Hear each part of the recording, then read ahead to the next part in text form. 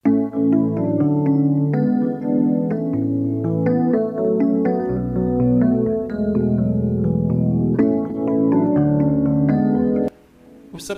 ngayon sa social media ang ginawang pagpunta ni Abigail Rait kasama ang anak na si Francesca sa bahay ng naulilang asawa ni Francis Magalona na si Pia Magalona.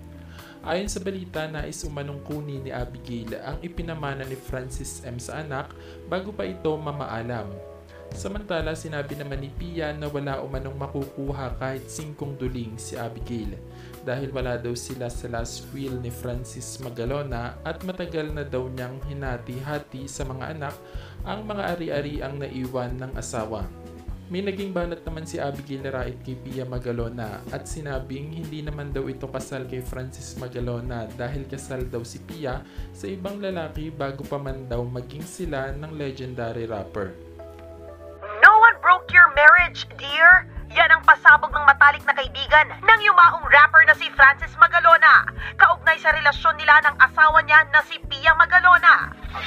Kasunod ito ng paglantad ng dating flight attendant na si Abigail Rait sa isang vlog.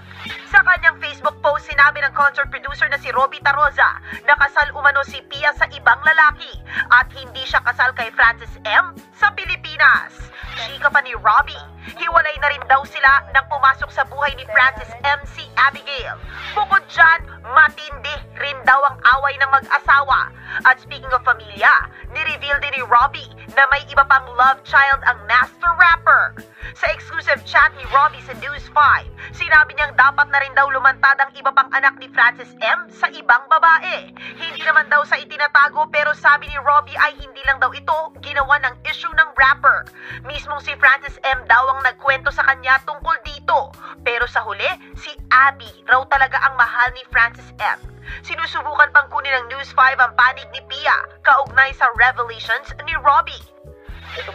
At speaking of pamilya, sa online show mismo ni Frontline Pilipinas anchor Julius Babaw, humarap ang anak umano ni Francis M. kay Abigail na si Francesca Rait. Sabi ni Francesca, siya raw talaga ang may gustong lumantad sa publiko. Mentally and emotionally strong din daw si Francesca sa kabila ng kaliwat kanang bashing. I don't get affected po kasi po I know the story.